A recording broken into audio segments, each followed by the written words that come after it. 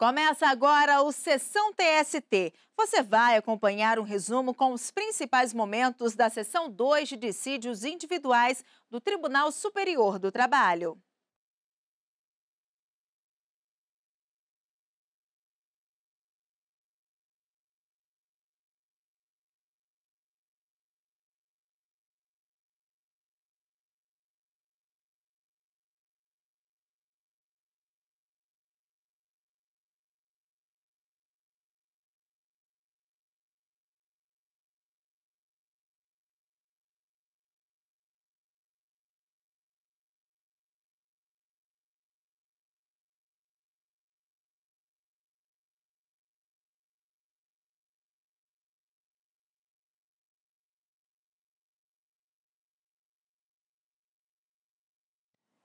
Bom dia, esteja à vontade.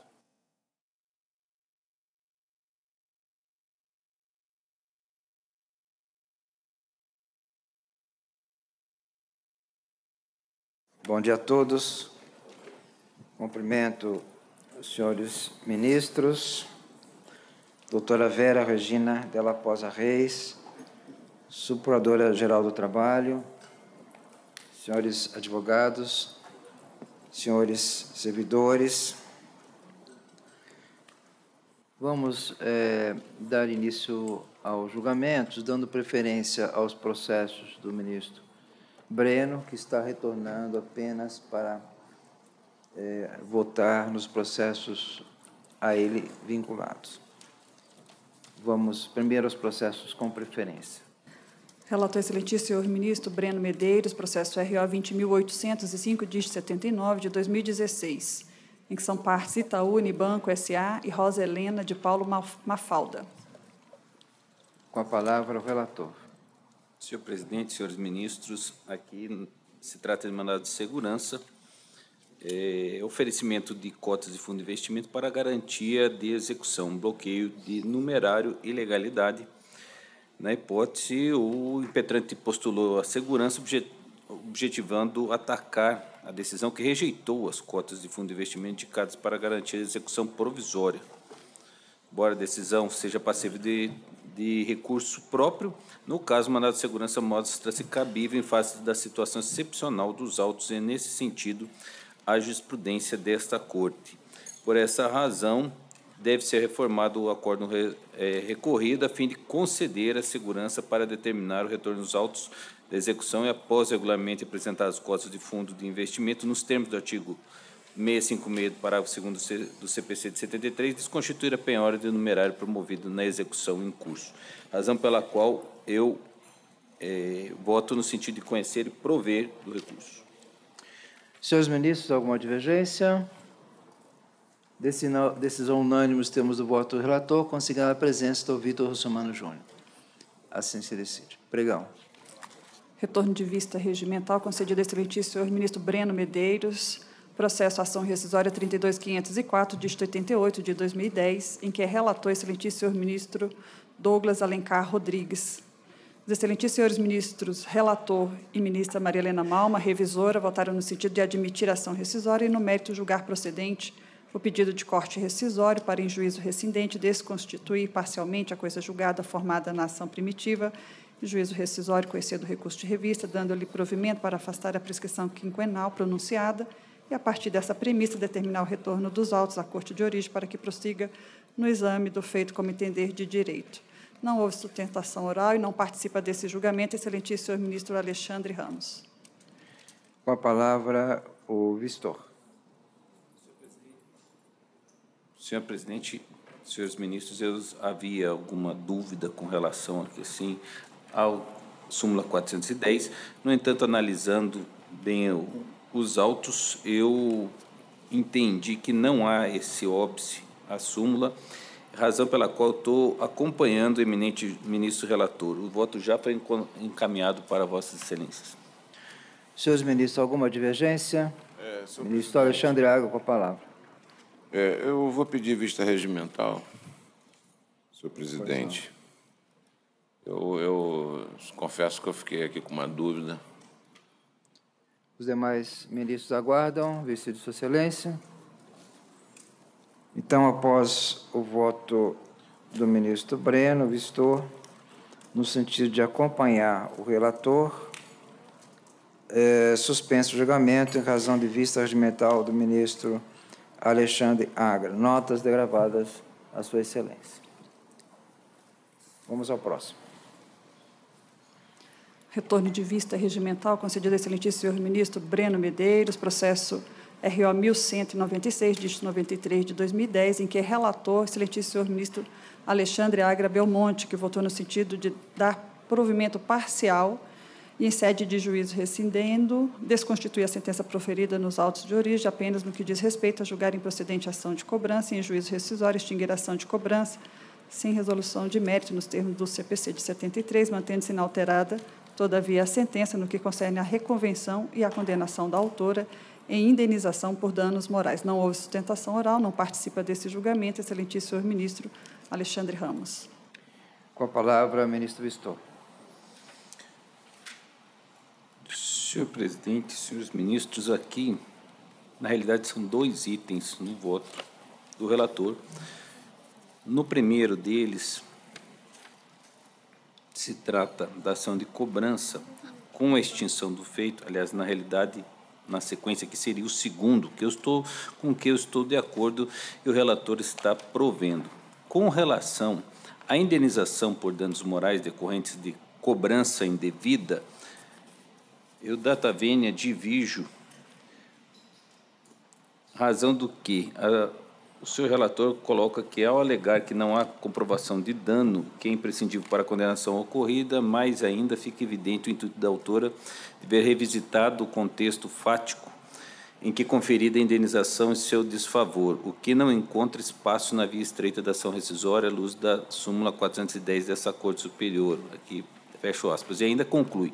Afinal, o artigo 188 do Código Civil elenca que não constitui ato ilícito aquele praticado no exercício regular de um direito reconhecido, que ao que conclui o julgador não existiu, fecho aspas. Primeiro, eu entendo que não há que se falar negativa da vigência do inciso 35 do artigo 5º da Constituição, posto que não foi negado às autoras o direito de propositura de ação judicial ou de invocar a tutela jurisdicional efetivamente prestada.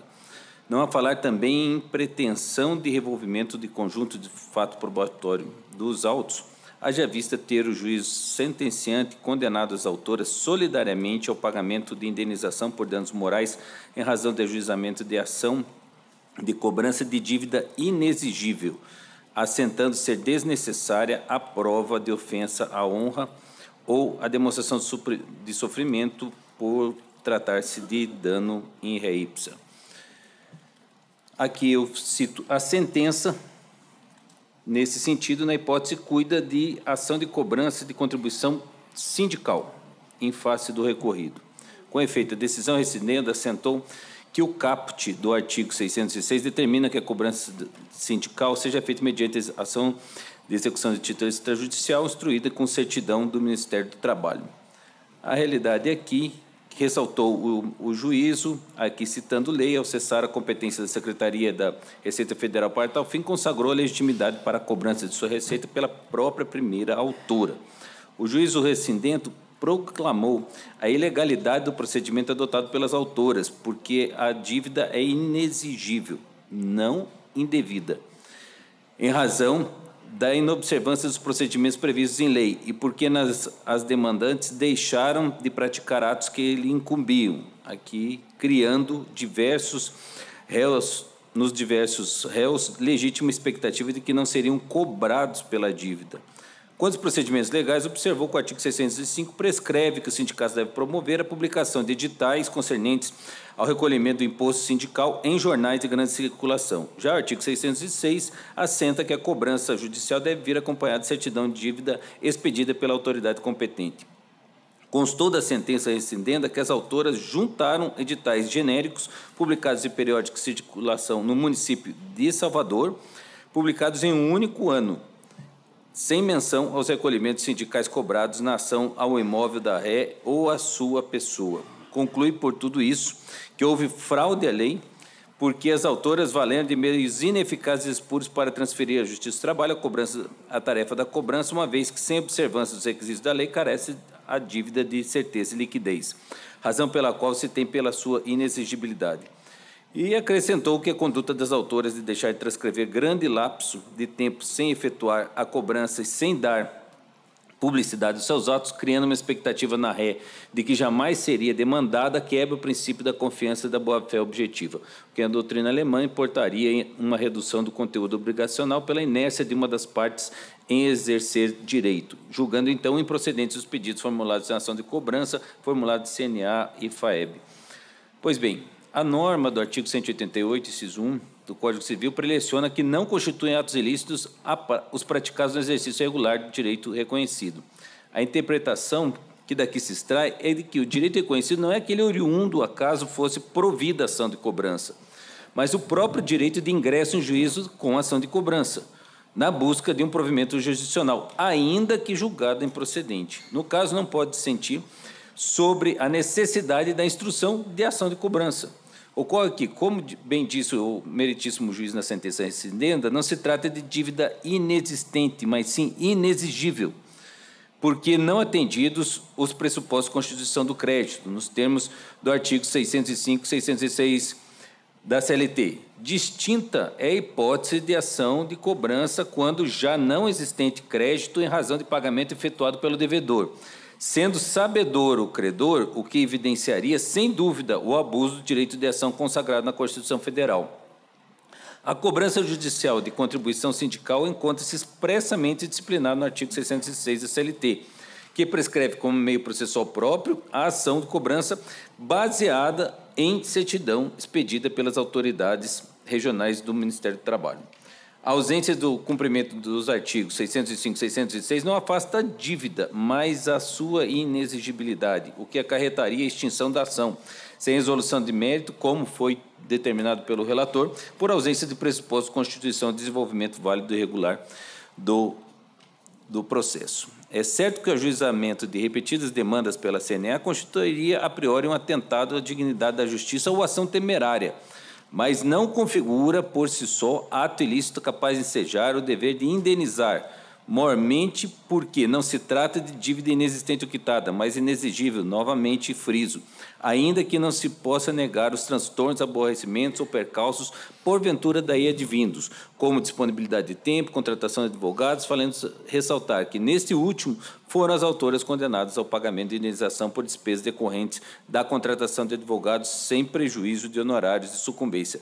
Eu cito aqui diversas decisões do STJ no sentido do meu voto, e esclarecendo aqui o que me deixou um pouco mais perplexo, é que foi condenado em 5 vezes o valor pelo qual a CNA estava propugnando. Então, em razão disso, eu entendo que o que ele pediu era possível, era ação de cobrança. Considerando, então, os fundamentos expostos, com a devida vênia, voto pelo provimento do recurso ordinário quanto ao tema danos morais para desconstituir a sentença por violação ao artigo 188.1 do Código Civil, em juízo rescisório, julgar improcedente o pleito reconvencional de indenização por danos morais. É como eu voto, senhor presidente. Com a palavra, o relator. Senhor presidente, senhores ministros, nos juizados especiais, sabemos, é farta a jurisprudência, no sentido de que a cobrança, seja ela inexistente, seja ela indevida, gera dano moral.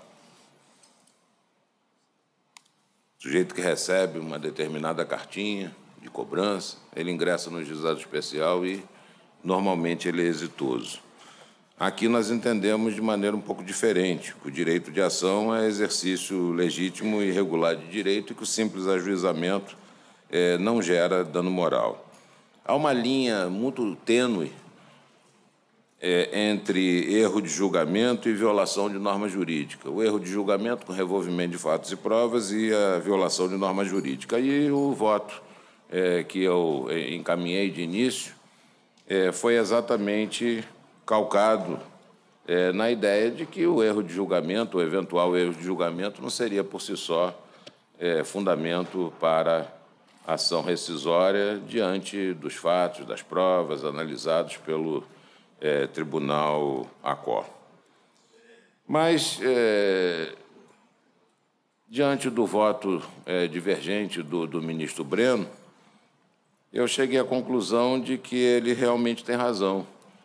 Aqui, o que ocorreu, diante da jurisprudência pacífica deste tribunal, com simples ajuizamento, não leva, sem outros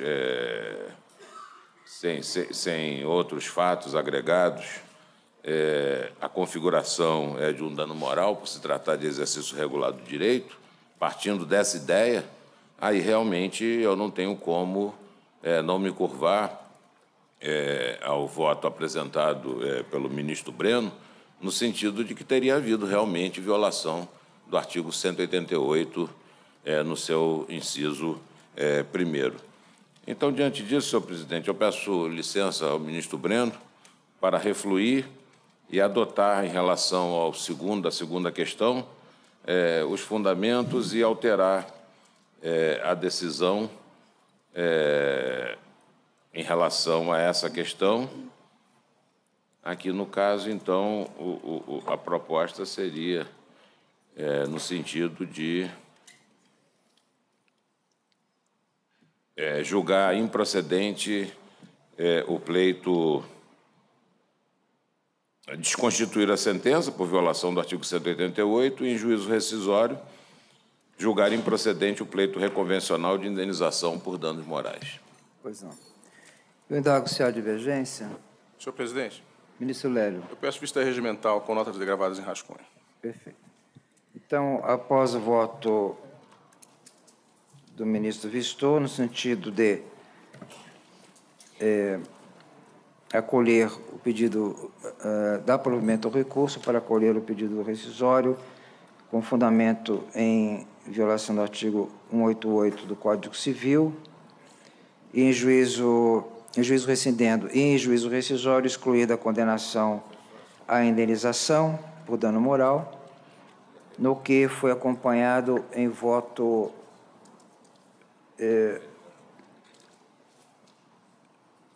convergente do ministro relator, convergente nesta oportunidade, e suspenso o julgamento em razão de vista regimental do ministro Lélio Bentes. Notas gravadas a Sua Excelência, notas gravadas a todos os senhores ministros. Eu também. Sim. Todos os senhores ministros da STI2. Assim se decide.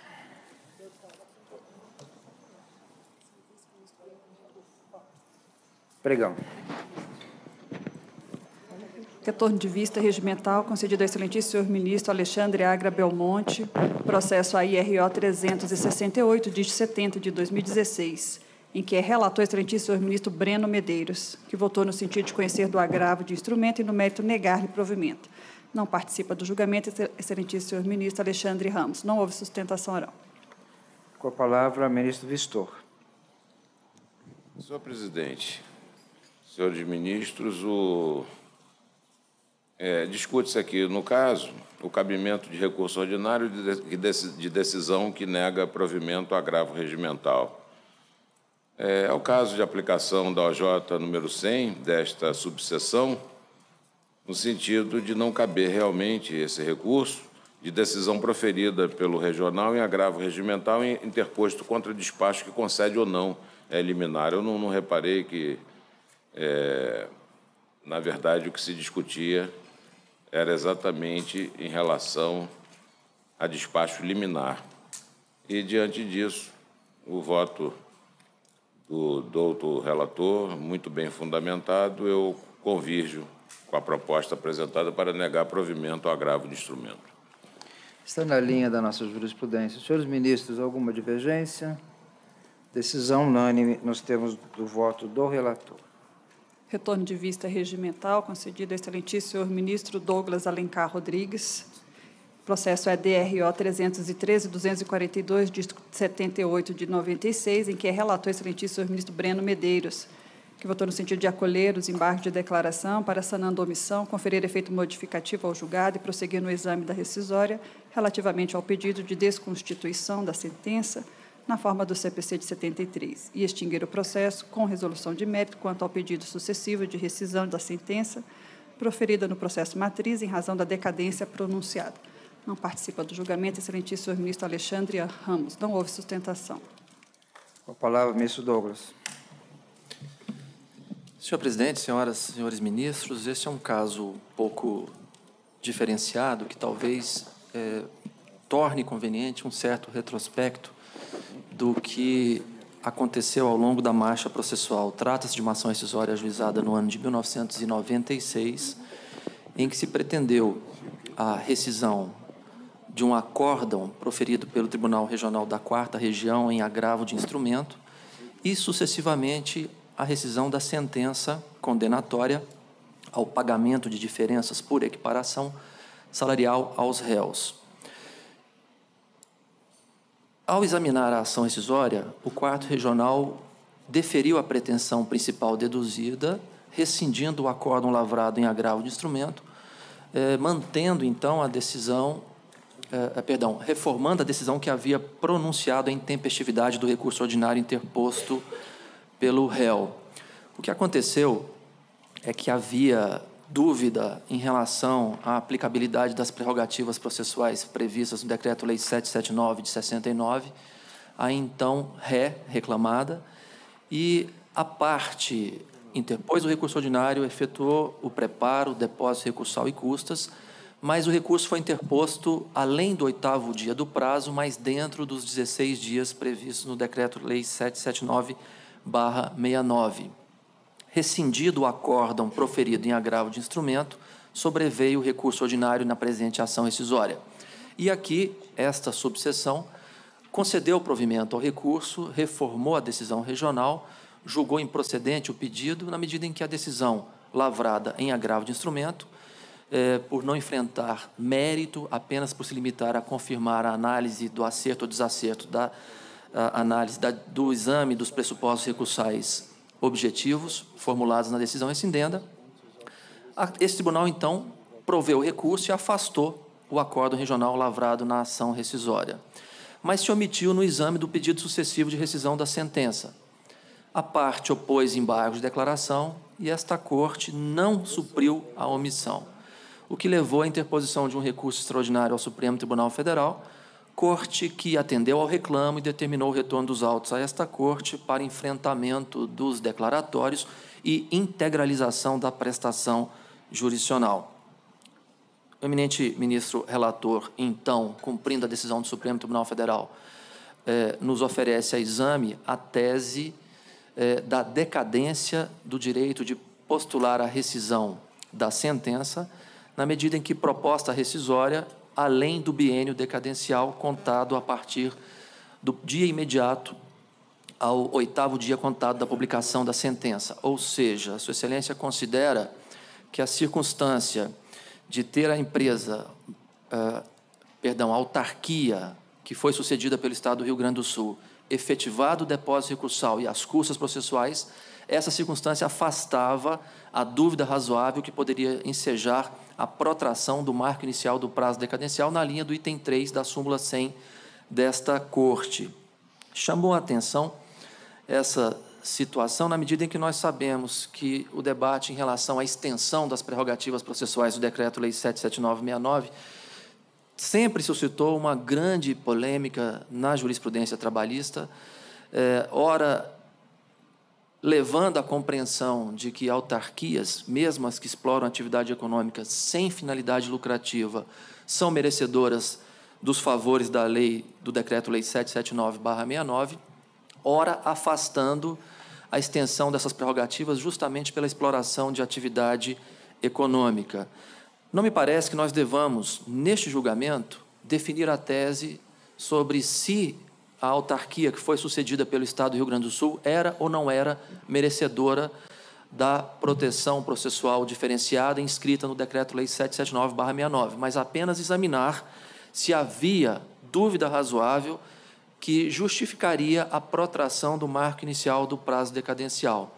E, nesse sentido, senhor presidente, eu solicitei o auxílio da jurisprudência desta Corte e recebi um relatório minucioso subscrito pela competente servidora Eveline Silva, a quem rendo as minhas homenagens, presidente. Tem sido de uma valiosa contribuição à atuação da referida servidora. Até sugiro que esses elogios sejam escritos nos assentamentos funcionais da servidora.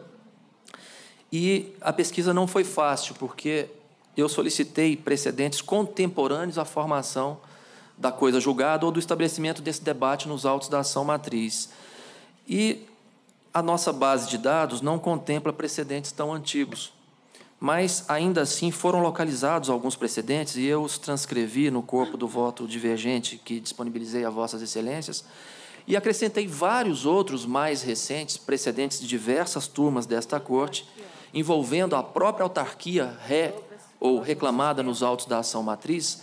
E, nesses vários precedentes, esta Corte, por suas diversas turmas, assentou a plena aplicabilidade das prerrogativas processuais do Decreto-Lei 779/69. É bem verdade, aqui talvez pedindo vênia ao eminente relator para antecipar um debate que seguramente será travado, é bem verdade que nesses inúmeros precedentes não se discutiu na via principal como questão de mérito se a ré era ou não beneficiária dos favores do Decreto-Lei 779/69. Mas eu chamo a atenção que essa questão configura pressuposto recursal, portanto, matéria de ordem pública, que poderia ser conhecida, examinada de ofício, ainda que não houvesse polêmica em sede de recurso propriamente dita. E são, de fato, torrenciais esses precedentes, é caudalosa a jurisprudência no sentido de reconhecer a Superintendência de Portos e Hidrovias, que sucedeu o departamento, ambas, ao final, sucedidas pelo Estado do Rio Grande do Sul. Eu não vou aqui, obviamente, ler, os precedentes estão todos no voto, mas em todos eles, no capítulo relativo à admissibilidade, se afirma a plena aplicabilidade ao Estado do Rio Grande do Sul, na condição agora de sucessor das antigas autarquias, dessas prerrogativas processuais do Decreto-Lei 779/69. Eu insisto, presidente, nós não estamos decidindo se ela é ou não era, essa autarquia inicialmente demandada nos autos da ação matriz, merecedora dessas prerrogativas, mas apenas estamos examinando se havia controvérsia, dúvida razoável, que nos autorize a entender deslocado o marco inicial do prazo decadencial. E esses precedentes, independentemente do acerto ou desacerto da tese neles abraçada, nos sinalizam, pelo menos no sentido de que havia e há uma acesa polêmica em relação a essa real extensão subjetiva dessas prerrogativas processuais quando se cogita de autarquias ou mesmo fundações públicas que desenvolvem atividades econômicas. Sua Excelência, eminente relator, nos apresenta também diversos outros precedentes que abraçam diretriz contrária, mas isso apenas reafirma que essa disputa, que essa polêmica jurisprudencial nos autoriza, sim, a reconhecer prorrogado o marco inicial do prazo decadencial para a propositura da ação rescisória. Com essas brevíssimas considerações, presidente, eu estou pedindo a máxima vênia ao eminente relator para reconhecer, diante desse cenário delineada a dúvida razoável a que alude o item 3 da súmula 100 desta Corte, e, nesse sentido, peço vênia para afastar a decadência, cuja análise nos é proposta de ofício pelo eminente ministro relator. É o voto, presidente, em síntese. Antes da palavra... Só um minutinho, ministro Manuel, por favor. Antes de passar a palavra ao relator, sim, eu queria só consignar que, em relação à servidora Eveline, ministro Douglas, Vossa Excelência tem toda a razão, e se não me falha a memória, que já faz algum tempo, Eveline pode confirmar, como presidente da Comissão de Jurisprudência, eu determinei que fizesse um assento de elogio, não foi? Então, esse elogio já consta do assento da servidora na época em que eu presidi a Comissão de Jurisprudência pelos relevantes serviços prestados.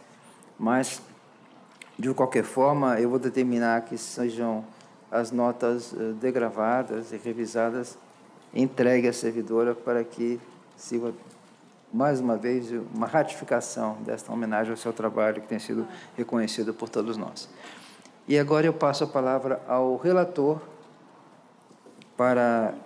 e depois ao ministro Emanuel. Senhor presidente, senhores ministros, eu recebi aqui a divergência muito bem fundamentada do ministro Douglas, em que ele fundamenta sua discordância no entendimento de que havia dúvida razoável quanto à aplicação dos privilégios processuais da Fazenda Pública autora. Sua Excelência, calcando-se nessa pesquisa do setor de jurisprudência, apresenta 10 precedentes de turmas e um DSDI-1 desta Corte, nos quais fora, abre aspas aqui, reconhecida a aplicabilidade das prerrogativas processuais da DL, do Decreto-Lei 779/69, à autora. Cita precedentes nos quais é reconhecida a tese de que a execução em face ao autor se dá por precatório. Em arremate, colaciona a Arestos no sentido de que, abre aspas, não basta a exploração da atividade econômica, a cobrança de serviços prestados, mas a efetiva presença do propósito de obtenção de lucro, situação essa sim absolutamente incompatível com a concessão das prerrogativas processuais à Fazenda Pública, fecha aspas, razão pela qual conclui pela aplicação da exceção contida no item 3 da súmula 100. Examinando os precedentes, senhores ministros, invocados pelo ministro Vistor, verifico que em nenhum deles foi examinada como mérito a insurgência recursal a questão relativa à aplicação das prerrogativas processuais do Decreto-Lei 779 à autora. Veja-se, dos 10 precedentes trazidos aqui pelo setor de jurisprudência, nenhum deles se discute se aplica ou não, apenas, e aí eu venho no meu voto aqui como manutenção, colocando todas as emendas, e o senhor que foi distribuído para Vossas Excelências, em todos esses precedentes a questão foi examinada en passant, na admissibilidade recursal, que já havia sido reconhecido pelo regional. Então, eu reitero que nenhum deles a questão era mérito, não tendo sido firmada tese, no sentido de que a autora eram aplicadas as benesses em debate. Então, me parece que a dúvida ela só pode ocorrer quando firmada tese divergente. A fim de, e eu cito outros, cito no meu voto, primeiro, há duas decisões aqui, inclusive uma da SDI-1, de lavra do ministro Renato Paiva, no sentido de que o Departamento Estadual de Portos, Rios e Canais, a autora aqui, ela não detém essa condição ou não detém as prerrogativas. E eu, além disso, ainda venho citando um acórdão da 4ª turma, exame necessário, em que consta que é assente na jurisprudência que o Decreto-Lei 779/69 excetua da apreciação por intermédio da remessa necessária as demandas que sejam parte às autarquias, fundação de direito público e exerçam atividade econômica, como é o caso do DEPRC, é o nome do departamento, não possuindo o referido dispositivo legal, a exegese que lhe quer atribuir o recorrente. 4ª turma, outro da 1ª turma e outro da 3ª turma, além dos já invocados. Então, nós temos aqui uma discussão, apenas, quando enfrentada a tese, apenas num sentido. Quanto à orientação jurisprudencial número 13, da SDI 1.2 dessa Corte, também invocada a fim de embasar o entendimento de que somente em caso de exploração de atividade econômica com a intenção de obtenção de lucros se poderia afastar a aplicação de prerrogativas processuais inerentes à Fazenda Pública, ao contrário, creio eu, com todas as vênias da conclusão exarada pelo excelentíssimo Vistor, tenho que, na verdade, o entendimento ali sufragado enfatiza a conclusão de que não havia dúvidas à época quanto à questão. Com efeitos, a redação original do verbete data de 14 de março de 94. E dentre os precedentes que ensejaram a sua edição, vale a citação o AGERR 626178 1990 509 5555, Acórdão 2386 e 91, de relatoria do excelentíssimo ministro José Luiz Vasconcelos, publicado em 21/2/92, ou seja, em data anterior, portanto, à interposição do recurso ordinário do processo matriz. Considerou a SDI 1 dessa Corte, no referido julgado, ser impossível o enquadramento da administração dos portos Paranaguá e Antonina, APA, abre aspas, nos benefícios inscritos no referido decreto-lei, que exclui dos privilégios das autarquias que exploram a atividade econômica, como é o caso da reclamada, fecha aspas. Nada mencionando à época sobre a necessidade de que a prática de exploração de atividade econômica viesse acompanhada da obtenção de lucro. Importante salientar ainda que o referido precedente levou em consideração justamente o fato de que, então, recorrente, abre aspas, em todas as instâncias até então percorridas, jamais suscitara tal benefício. Veja, no presente caso, ela não suscitou tal benefício no primeiro grau. Ela perdeu o prazo por 2 dias e pagou o depósito, fez o recolhimento das custas e o depósito recursal, dentro do prazo de 8 dias. Recolhera todas as custas, assim com todos os depósitos recursais previstos em lei. É isso que ocorreu no precedente que nós tivemos aqui da APA de 1992, anterior a essa discussão que estamos levantando. Fecha aspas. Exatamente como considerei no presente caso, uma vez que a autora recolheu custas e depósito recursal somente pleiteando os benefícios processuais quando denegado o segmento ao recurso ordinário no processo matriz, por intempestividade. Outro aspecto relevante é que o entendimento do verbete permanece intacto até os dias atuais, mesmo depois de examinado pelo Tribunal Pleno desse Tribunal em 22/8/2016, sendo imperioso mencionar a similitude das atividades desempenhadas pela APA e pela autora, administradoras de portos.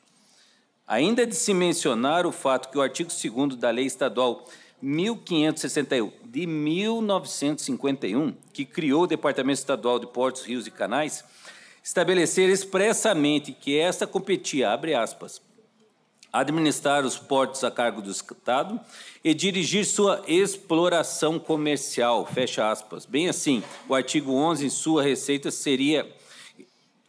no artigo 11, que sua receita seria constituída pelas, abre aspas, rendas de serviços e fornecimentos prestados pelos terceiros, fecha aspas, e pelo produto dos serviços portuários e demais serviços do departamento, fecha aspas, dentre outras, o que evidencia o propósito não apenas de exploração da atividade econômica, mas também de obtenção de lucro. Isso desde a sua criação, em 1951. Dessa forma, em que pese os judiciosos fundamentos apresentados pela divergência, com todas as vênias, eu mantenho integralmente o voto, considerando: primeiro, a autora recolheu as custas e o depósito recursal quando da interposição do recurso. 2, a autora explorava a atividade econômica com o propósito de obtenção de lucro, conforme a lei instituiu. 3, a similitude da situação dos autos naquela que deu ensejo à OJ, a edição da OJ 13, da SDI 1, cujos precedentes remontam à data anterior à declaração de intempestividade do processo matriz, razão pela qual, senhor presidente, com todas as vênias, eu mantenho o voto. Ministro Emanuel. Senhor presidente,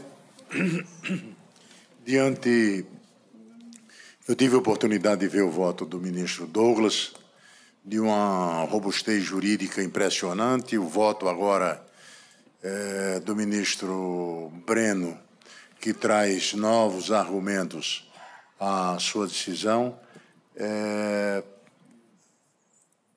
Eu vou pedir vista regimental, senhor presidente, para poder me debruçar melhor diante de ambos os votos, não é? E realmente é uma tese que me preocupa e que eu preciso me debruçar nesses dois votos. Eu pediria, inclusive, senhor presidente, notas de agravadas desta sessão dos argumentos. Pois não, ministro Manuel. Eu vou terminar notas agravadas a todos os ministros diante da complexidade da questão que está se discutindo neste caso.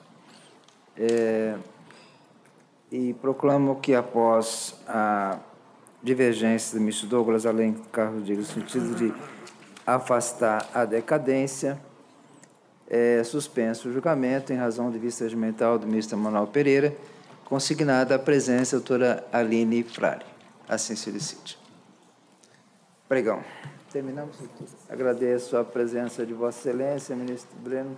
Senhor presidente, senhor ministro, presidente, eu gostaria aqui de agradecer, acredito que essa é a última sessão, todos os votos eu já pronunciei aqui, e agradecer novamente aqui a paciência da secretaria, dos senhores, de todos, e espero ter colaborado para a jurisprudência aqui da SDI 2.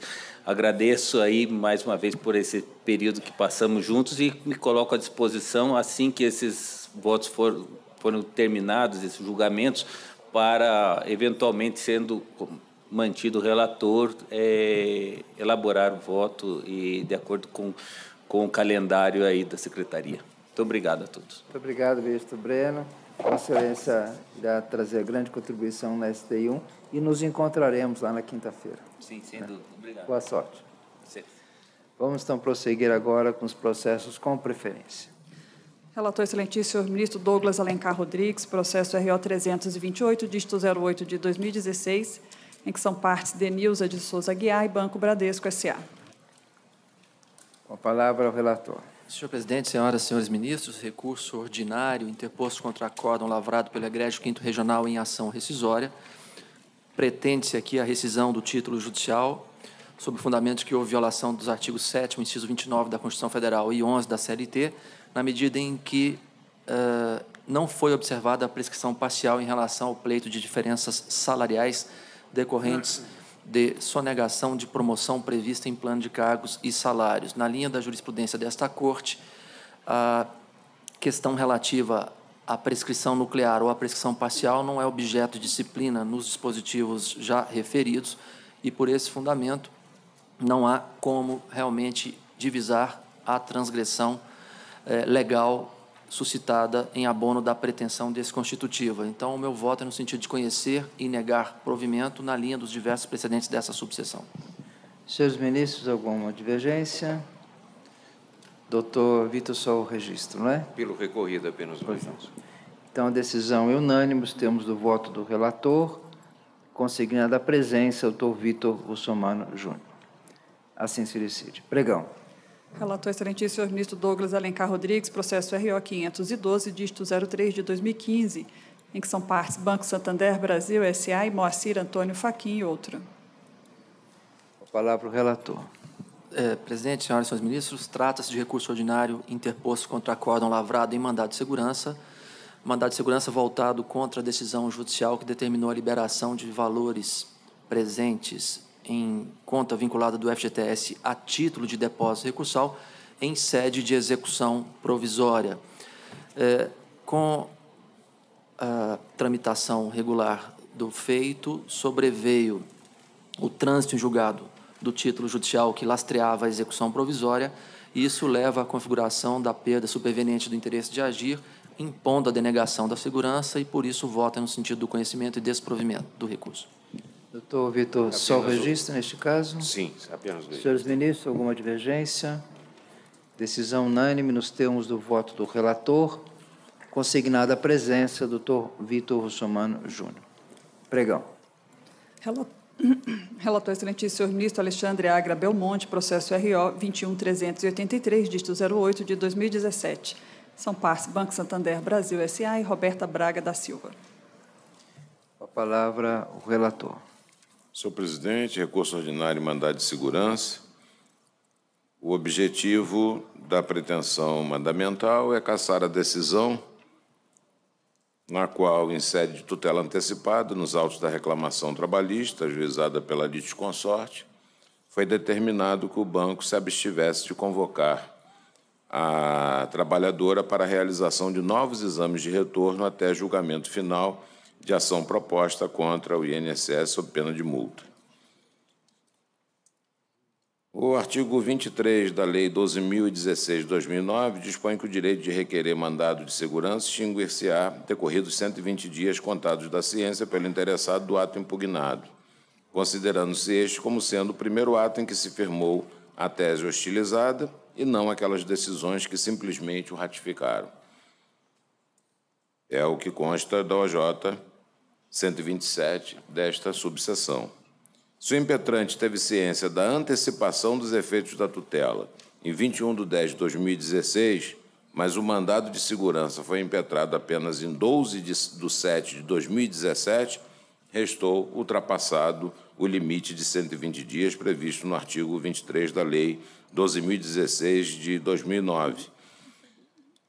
O fato é que foi proferida a decisão, as decisões que se seguiram ao ato coator apenas corroboraram esse ato coator e elas não possuem o poder de suspender ou de interromper o prazo decadencial. Por isso que, neste caso, é preciso contar da primeira decisão. Por tais razões, senhor presidente, com base em precedentes que eu aqui apresento, eu conheço do recurso ordinário, mas o desprovejo. Doutor Vitor. Apenas o registro, novamente. Senhores ministros, decisão unânime nos termos do voto do relator, consignada a presença do doutor Vitor Russomano Júnior. Pregão. Relatora excelentíssima senhora ministra Adelaide Miranda Arantes, processo RO 3.433, dígito 89 de 2010, em que são partes Celso Braz Ferreira e outros, e Petrobras Distribuidora S.A.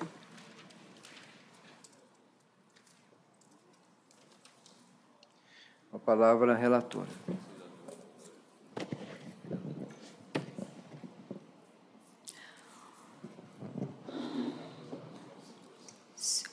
Senhor presidente, eu conheço do recurso ordinário principal, eu conheço do recurso ordinário adesivo e acolho a preliminar nele suscitada, a fim de extinguir o processo sem resolução do mérito, isso nos termos do artigo 267, inciso 6 do Código de Processo Civil de 1973, declarando prejudicado o recurso ordinário principal e os demais temas do apelo adesivo, sem alteração no que se refere às custas processuais e aos honorários advocatícios. Doutora Débora. Em não havendo divergência, apenas o registro, excelência. Senhores ministros, decisão unânime nos termos do voto da relatora, consignada a presença da doutora Débora Sechel Falcone. Pregão. Relatora excelentíssima senhora ministra Adelaide Miranda Arantes, processo RO 10.378, dígito 12 de 2013, em que são partes Fundação Petrobras de Seguridade Social e Wizard Brasil Livros e Consultoria LTDA e outros. Com a palavra, a relatora. Senhor presidente, essa é a hipótese de arquivamento definitivo da ação originária com a perda do objeto. Constatação da perda do objeto do mandado de segurança quando superveniente o arquivamento definitivo do feito de onde se emanou o ato impugnado. Ausência de interesse de agir configurado nessa hipótese e, por essas razões, eu conheço do recurso ordinário e, no mérito, nego-lhe provimento. Doutora Débora. Excelentíssimo ministro presidente, excelentíssima ministra relatora, a Fundação Petros, como gestora do Fundo de Previdência, tem como obrigação contratual, legal e constitucional a manutenção do equilíbrio financeiro e atuarial do Plano Petros. Dessa forma, pede-se vênia para se discordar do voto da excelentíssima ministra relatora. E, adentrando ao mérito da questão, o Acórdão Regional negou a segurança por dois fundamentos. Ante a possibilidade prevista na Lei Complementar 109 de 2001, artigo 14, inciso 3, de resgate total das contribuições pelo participante, e 2, por considerar que as contribuições não possuem natureza salarial, mas sim de investimento. A Petros não fez parte da reclamatória trabalhista, porém, ao se deparar com a decisão judicial que determinou a penhora do saldo das contribuições do participante que foi reclamado, que figurou como reclamado, se viu premida a impetrar esse mandado de segurança. E por quê? Pela natureza do plano de benefício Petros, que é um plano de benefício definido, ou seja, o participante contrata o valor X no início e ele vai ter que receber esse valor X ao final. Por conta disso, o patrimônio não é individualizado nesse tipo de plano. Ele é um patrimônio tido como coletivo. Todas as contribuições vão para uma conta única. E por que não pode haver esse resgate parcial, que seria, no caso, a penhora? Ao se resgatar parcialmente esse valor, o reclamante e reclamante participante, de qualquer jeito, ao final do plano, vai receber aquele valor X, independentemente dessa retirada parcial. Dessa forma, a Petros entende que o patrimônio coletivo é que arcará com o pagamento de uma dívida individual, o que não pode ser, com o que ela não pode concordar. E quanto ao segundo fundamento da decisão regional de possibilidade de penhora dessas contribuições, a Petros também discorda, porque, na verdade, o que se tem é verdadeiro pecúlio. São contribuições feitas a longo prazo para o fim de aposentadoria do trabalhador. E tal posicionamento já foi decidido aqui por esta colenda SDI, razão pela qual a Petros roga pelo provimento do seu recurso ordinário e a manutenção da segurança. O ministro relator está propondo a extinção ao argumento de que esse processo já foi arquivado definitivamente em 13 de 3 de 2017. Não é isso, ministro Leite? Sim, senhor presidente. Eu ontem recebi em audiência a doutora Débora e a doutora Iane, que me entregaram um bem elaborado memorial e comprovam o cuidado das nobres advogadas no patrocínio das causas. Das causas sob seus cuidados, né? Mas eu nem tive como adentrar a esses pontos aqui levantados da tribuna, embora eu tenha novamente examinado a matéria após receber os memoriais, porque eu entendi, com a devida vênia, pela perda do objeto do mandado de segurança. A ação matriz ela foi arquivada definitivamente em 13 de março de 2017. Mas coloco para Vossas Excelências. Senhores ministros, alguma... Senhor presidente, eu peço vista em mesa. Pois não, ministro Alexandre Agra. Então, suspenso o julgamento em razão de vista em mesa do ministro Alexandre Agra.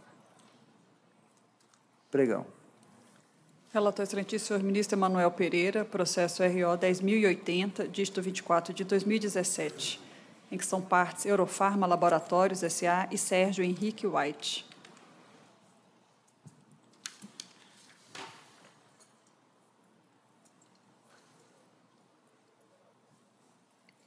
Com a palavra o relator. Muito obrigado, senhor presidente. Senhores ministros e ministras, em homenagem ao tempo, vou fazer um resumo do voto.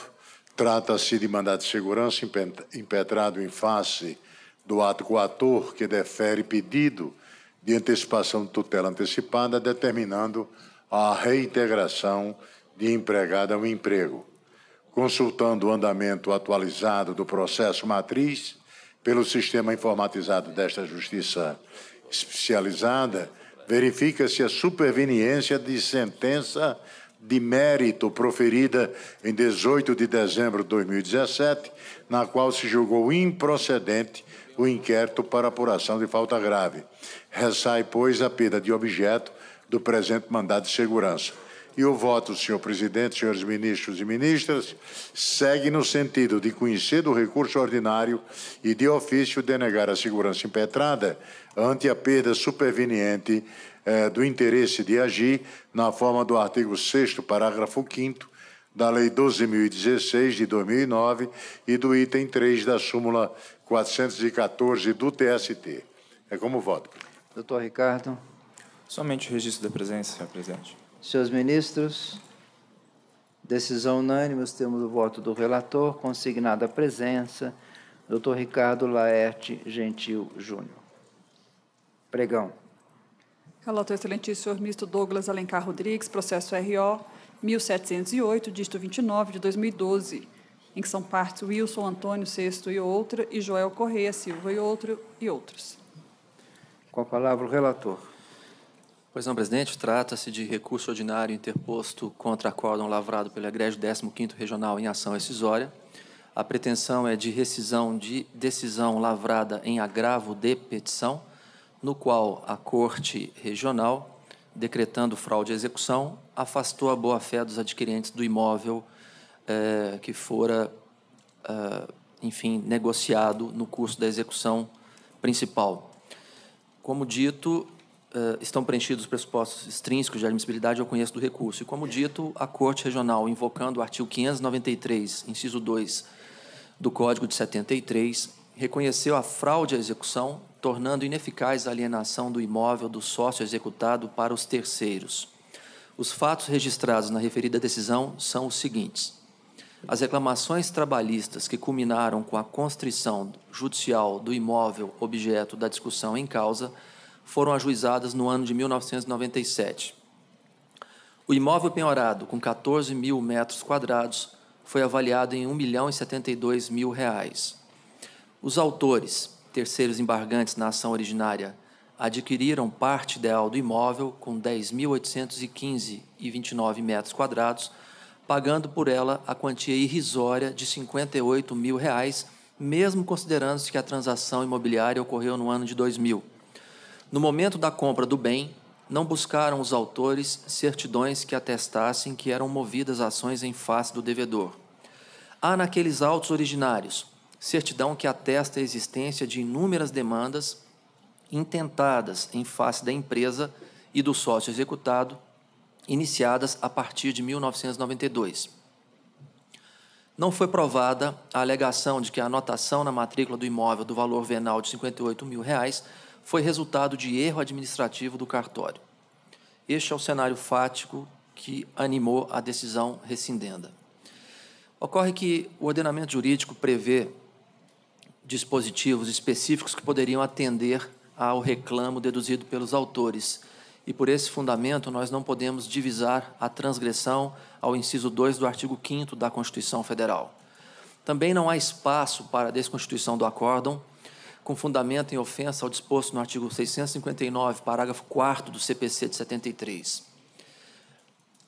Dita norma impõe, como se sabe, que a penhora de imóvel para a presunção absoluta de conhecimento por terceiros deve ser averbada no ofício imobiliário, e só passou a ter vigência a partir de 8 de maio de 2002, após o advento da Lei 10.444 do mesmo ano.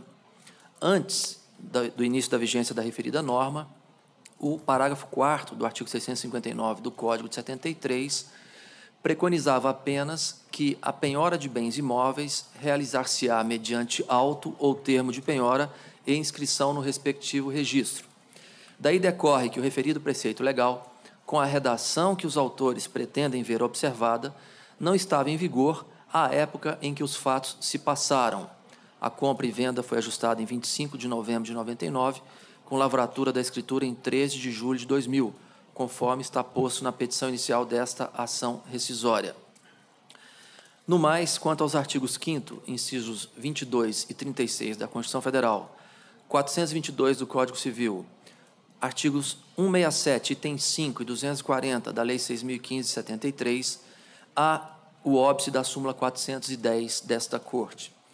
Afinal, sem que se dimensionem, revalorem fatos e provas do processo primitivo, não há como reconhecer a boa-fé alegada pelos autores, terceiros adquirentes do imóvel que pertencia ao sócio executado na reclamação trabalhista. Consta do acórdão rescindendo que os autores adquiriram o imóvel por valor irrisório e que havia nos autos da ação certidão indicando a existência de várias demandas em curso em face da empresa e do respectivo sócio. Diante dessas premissas, que são insuperáveis nesta sede rescisória, não se revela de fato possível reconhecer a transgressão aos diversos preceitos normativos já referidos. Afinal, se contra o sócio devedor que vendeu o imóvel já corriam inúmeras ações e se a operação de venda do bem para os autores foi ultimada com o pagamento de valor ínfimo, não há, de fato, como sustentar a boa-fé no referido negócio. Por esse fundamento, eu estou conhecendo e desprovendo o recurso ordinário no que concerne às diversas transgressões legais e constitucionais suscitadas. Há ainda a tese da existência de erro de fato, e sustentam os autores que o juízo prolator do acórdão rescindendo incorreu em erro ao concluir pela existência de fraude à execução, muito embora o devedor não tenha ficado na condição de insolvente. De acordo com a definição legal, há erro de fato quando o juiz considera inexistente fato inexistente ou inexistente fato efetivamente ocorrido, sendo relevante em qualquer caso que não tenha havido controvérsia ou pronunciamento judicial. O erro de fato, apto a autorizar o corte rescisório, não corresponde a simples equívoco no julgamento, mas a uma autêntica falha de percepção do juiz sobre ponto decisivo da controvérsia. No caso concreto, não foi consignado no acórdão rescindendo qualquer registro acerca da existência de outros bens do devedor, tampouco constam dos autos informações de que lhe ficou reservada a parte remanescente do imóvel penhorado. A ausência de discussão a respeito da insolvência do devedor não pode ser traduzida como declaração de existência de um fato inexistente, nem de negação de um fato efetivamente ocorrido nos termos da lei. E não há espaço para a reabertura da instrução do feito originário, a fim de se investigar se o devedor foi ou não levado à insolvência. Por fim, é certo que houve larga controvérsia e pronunciamento judicial a respeito da fraude à execução, o que afasta a possibilidade de configuração do erro, de que cogita o inciso 9 do artigo 485 do Código de 73. Com esses fundamentos, eu estou votando pelo conhecimento e desprovimento do recurso. Doutor Josinaldo Machado de Almeida, sua senhoria tem a palavra pelo tempo regimental. Okay. Bom dia, senhor presidente, demais ministros da Corte e os colegas presentes e alunos. Com o máximo respeito e a máxima vênia, discordo com o voto do relator, uma vez que a parte do terreno que ficou para o devedor é suficiente para adimplir a reclamação trabalhista que está sendo cobrada. Mesmo porque nós estamos falando em um valor de R$250 mil, então R$250 mil da reclamação trabalhista, e ele ficou com quase 3.400 metros quadrados do lote do qual ele vendeu parte para o recorrente. E tem mais, foi após 3 anos que foi colocado o registro no cartório de registro de imóveis, que veio o cancelamento da venda, uma vez que a dívida principal era a empresa do vendedor do imóvel, o senhor Danilo, é a pessoa jurídica. Só depois de 3 anos, na época, o senhor Danilo, na época que ele vendeu o imóvel, ele não tinha reclamações trabalhistas. Foi a pessoa física que vendeu o terreno, e não a pessoa jurídica. E as reclamações trabalhistas eram contra a pessoa jurídica. Só após a desconstituição da pessoa jurídica é que o passivo trabalhista caiu sobre o senhor Danilo. Após 3 anos, é que o juiz, lá, o desembargador da 15ª região, entendeu fraudulenta. Ele cancelou a venda. Mas, após 3 anos, importante frisar que, na época que foi feito o negócio, o senhor Danilo, vendedor do imóvel, não tinha nenhuma reclamação trabalhista, e sim a pessoa jurídica. Temos também que enfatizar que foi tirado as certidões negativas no cartório de registro de imóveis da pessoa jurídica, e não tinha nenhum gravame na matrícula do imóvel. Óbvio que não dava como não está previsto, não tinha uma previsão legal de pedir para o senhor Danilo, o dono da empresa, o sócio da empresa, que após passou a ser devedor, tirar essas certidões, uma vez que nada existia no nome dele. Motivo pelo qual há de divergir, né, com a máxima vênia do voto do relator. Ademais, senhores, o imóvel, após a aquisição, o recorrente já fez várias benfeitorias. Então, são 3 anos.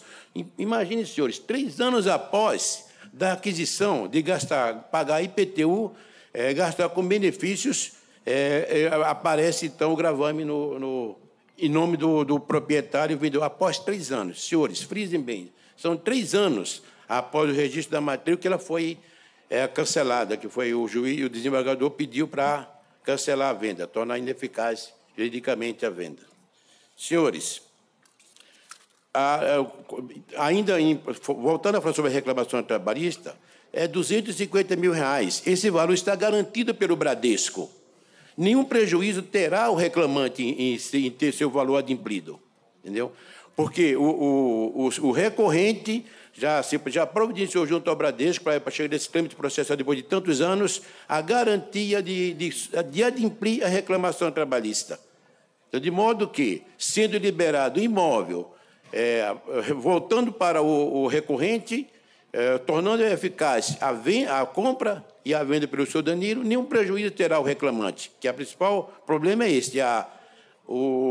Foi feita a fraude de execução, não tem como reconhecer, uma vez que após 3 anos, 3 anos. E quanto ao valor do imóvel, também é discutível, uma vez que na região de São José dos Campos, nesse lugar onde foi comprado, onde está situado esse imóvel, era um barranco, entendeu?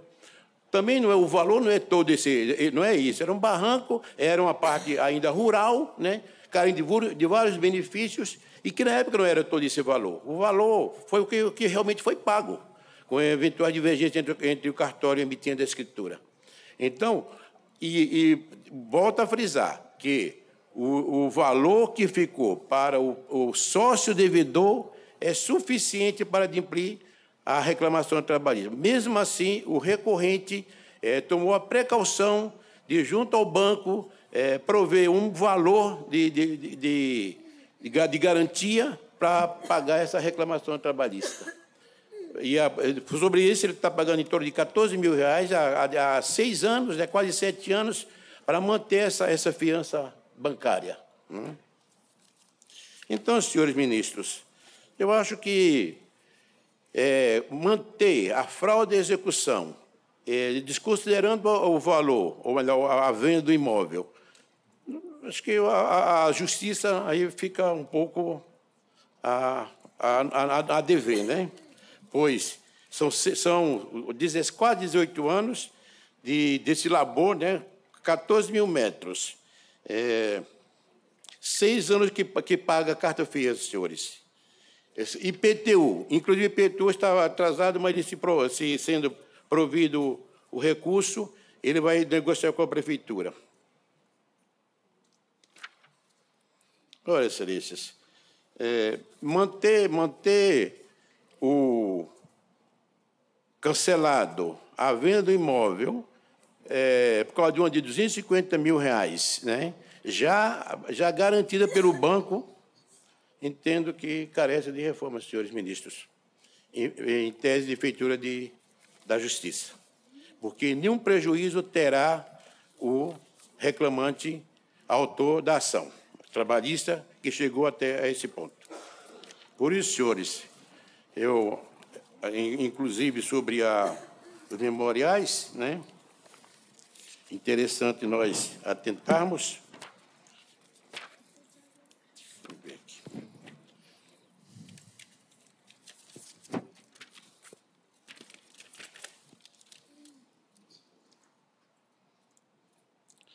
O item 3, excelências. Não, como já é importante frisar, não era obrigatório que o comprador tirasse as certidões negativas dos sócios da empresa.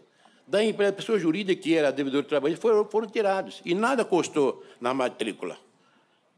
Enfatizo, somente após 3 anos, que depois que a pessoa jurídica do devedor, do sócio, foi desconstituída, que a dívida trabalhista apareceu em nome do sócio, do senhor Danilo, o vendedor do imóvel, pessoa física que vendeu o imóvel para o recorrente.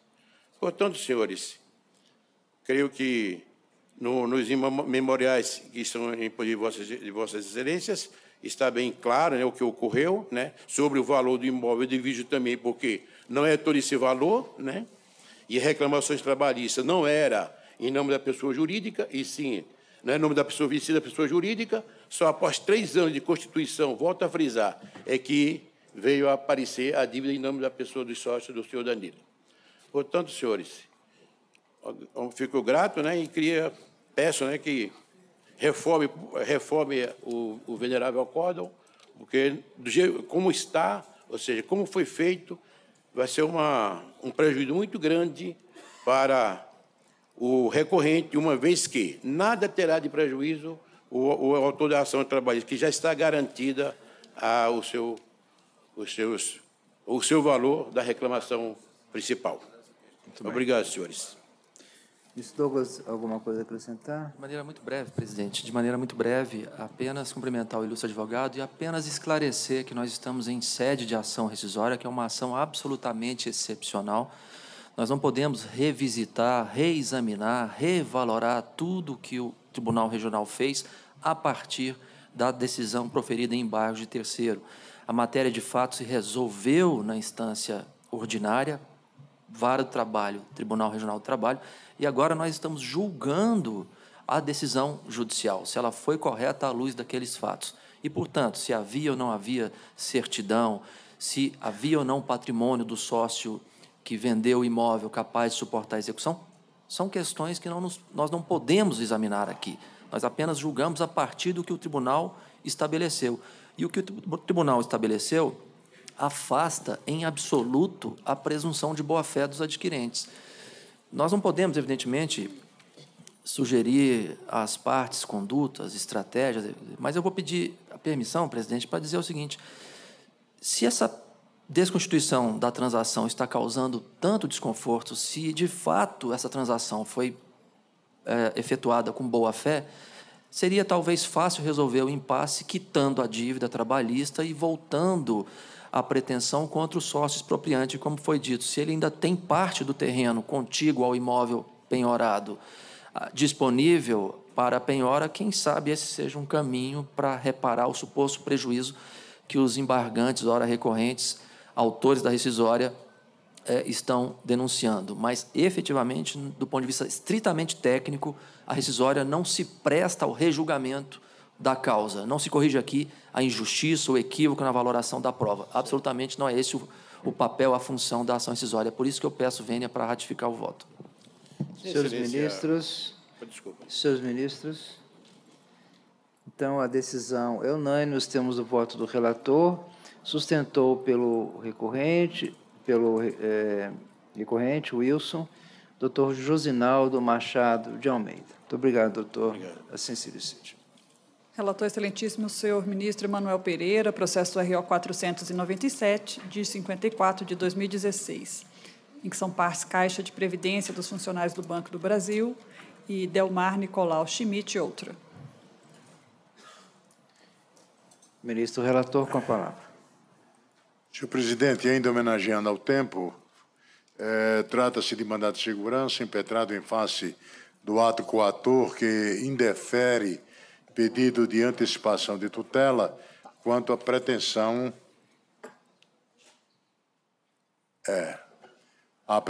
de formação da reserva matemática para recálculo do benefício de aposentadoria complementar a ser paga pelo Banco do Brasil nos autos do processo mencionado. A questão tratada no presente mandado de segurança já foi objeto de anterior agravo de petição, já julgado pelo TRT de origem e com trânsito em julgado firmado. Assim, a utilização pela parte de meio processual específico, com certificação de trânsito em julgado da questão para impugnar o ato que entende legal, incabível afigura-se a utilização da estreita via mandamental. Aqui é a exegese da OJ 99 desta subseção. O voto vai no sentido de conhecer do recurso e, no mérito, negar-lhe provimento. Doutor Paulo Henrique. Apenas o registro de presença. Senhores ministros, a decisão é unânime nos termos do voto do relator, consignada a presença do doutor Paulo Henrique Alves Braga. Pois não, ministro Alexandre? Eu já estou apto em relação ao processo com vista em mesa. Pois não. Então vamos chamar esse processo com vista em mesa. Retorno de vista em mesa, concedido ao excelentíssimo senhor ministro Alexandre Agra Belmonte, processo RO 10.378, dígito 12, de 2013. Pois não, ministro Alexandre Agra. Senhor presidente, eu pedi vista em mesa porque eu fiquei preocupado com o fato de que o processo foi arquivado, mas a Petros insiste no levantamento do valor que foi bloqueado. E eu pedi, então, a verificação se, por acaso, qual foi o motivo do arquivamento do processo. O processo foi arquivado porque a execução foi satisfeita, ou seja, o valor foi pago. A execução, então, o processo foi extinto por essa razão. E, pelos apontamentos, consta que a Petros, o valor foi bloqueado em penhora e a Petros acabou requerendo a expedição de alvará. E o alvará foi expedido. Então, certamente, esse valor foi desbloqueado. Se foi desbloqueado, realmente o mandado de segurança, aqui no caso, ele não pode ser bem-sucedido. Vossa Excelência acompanha a relatora? Eu acompanho, então, a relatora. Senhores ministros, alguma divergência? Decisão unânime, temos o voto da relatora, sustentou pela recorrente, doutora Débora Falcone. Assim se decide. O próximo processo eu estou impedido, eu vou passar a presidência ao ministro corregedor, ministro Lélio Bentes. Obrigado, ministro presidente. Apregou-se. Relator excelentíssimo, senhor ministro Douglas Alencar Rodrigues, processo RO 11.475, dígito 13, de 2014, em que são partes Giri, Biller e Gráficos, Bloch, SA e outros, impedido, excelentíssimo senhor ministro Renato de Lacerda Paiva. É a palavra o ilustre relator. Senhor presidente, o meu voto é bastante conciso e objetivo. Eu estou propondo a subseção o não conhecimento do recurso ordinário, mas determino o regresso dos autos à Corte de origem, a fim de que o recurso ordinário seja processado e julgado como agravo regimental. O que aconteceu? O eminente relator, na instância originária, proferiu decisão de indeferimento da petição inicial da ação rescisória. Contra essa decisão sobrevém o presente recurso ordinário e, por isso, aplicando o princípio da fungibilidade, o ordinário deve ser recebido como agravo e é nesse sentido que estou votando para que a Corte de origem se debruce sobre a pretensão recursal na linha da orientação jurisprudencial 69 desta subseção. É esse o voto em síntese. Doutor Nilton Corrêa. Presidente, com progressão dos autos. É a palavra pelo tempo regimental. Excelentíssimas ministras, excelentíssimos ministros, excelentíssimo ministro relator, ilustre representante do Ministério Público, saudações ao meu sempre brilhante ex-adverso. Não há uma palavra a dizer com relação ao J69. Mas esse tema, presidente, é um tema bem sensível ao seu trabalho. Nós estamos discutindo a execução de um devedor solvente, quando ele fez parte do polo passivo desde a inicial, desde a reclamação trabalhista, juntamente com a massa falida, e o depósito recursal, em uma ação rescisória, onde se discute a competência do seu trabalho, qual que seria exatamente o valor a ser depositado. Então, eu queria fazer, sem fazer referência ao J69, ministro relator, eu queria fazer uma ponderação a Vossas Excelências, se não seria o caso de ir um pouco além e acima da UJ69, para, desde já, esta sessão, fixar o valor. Foi dado à ação rescisória o valor de R$100 mil, que é muito superior ao valor da inicial corrigido. Eu ainda tive a preocupação de ontem fazer no site do TJ, que é um site mais simples para quem não é muito usuário de internet, como no caso eu, mas eu fiz o cálculo, até ontem, o valor da inicial corrigido seria 87.103. Nós estamos com esse problema, e foi esse o que motivou o recurso ordinário, etc. O valor foi dado R$100.000 e o relator alterou para 4.800.000 e determinou que um empregado aposentado depositasse o que daria em torno de R$1 milhão, o que verdadeiramente será impossível, e parece que aqui seria o caso de aplicar, se Vossas Excelências concordarem com a ponderação, a súmula 667 do Supremo Tribunal Federal, que fala que os valores devem ser razoáveis e possíveis de serem praticados e que não vedem, não proíbam o acesso das pessoas ao judiciário. Então, só faço essa ponderação. Nada a dizer com relação ao J69, efetivamente, mas talvez devêssemos ir um passo a mais para, desde aqui, fixar, tomar essas providências, para que lá, na primeira região, esse processo consiga transitar de forma que a parte tenha o pleno acesso ao judiciário. É a única ponderação que faço, com a permissão de Vossas Excelências. Doutor Maurício Corrêa da Veiga. Senhor presidente, peço a palavra pelo recorrido com procuração nos autos. Senhor presidente, senhores ministros, a matéria discutida nos presentes autos é exatamente a que foi exposta e trazida pelo eminente ministro relator. No primeiro momento, seria ali a aplicação do OJ 69, mas a ponderação que se faz da tribuna é que, no presente caso, por lealdade, houve exatamente o que foi relatado pelo eminente ministro relator. Mas existe aqui uma nuance, uma peculiaridade, um distinguish, no qual é possível não se aplicar o OJ 69. Tendo em vista que, no presente caso, o que aconteceu foi um erro grosseiro e que não dá para aplicar o princípio da fungibilidade. E por que o recorrido afirma isso? É porque, no presente caso, há um reiterado descumprimento de um comando judicial por parte do recorrente reclamante. E esse reiterado descumprimento da ordem judicial acarretou na extinção do processo. Portanto, o OJ 69 menciona que a interposição do recurso ordinário de uma decisão democrática não pode ser conhecido pela Corte adquem. Portanto, determina-se o retorno ao tribunal de origem para julgamento como agravo regimental em razão do princípio da fungibilidade, para que o colegiado possa emitir tese explícita. Vou fazer aqui uma retrospectiva cronológica, mas antes disso, até para demonstrar o que está sendo colocado aqui da tribuna, é que o desembargador relator, ao não receber o recurso ordinário por alegação de erro grosseiro, e dizendo que, nesse caso, não seria aplicado a J69, ele remete os presentes autos ao presidente da CEDI, ou seja, do órgão colegiado.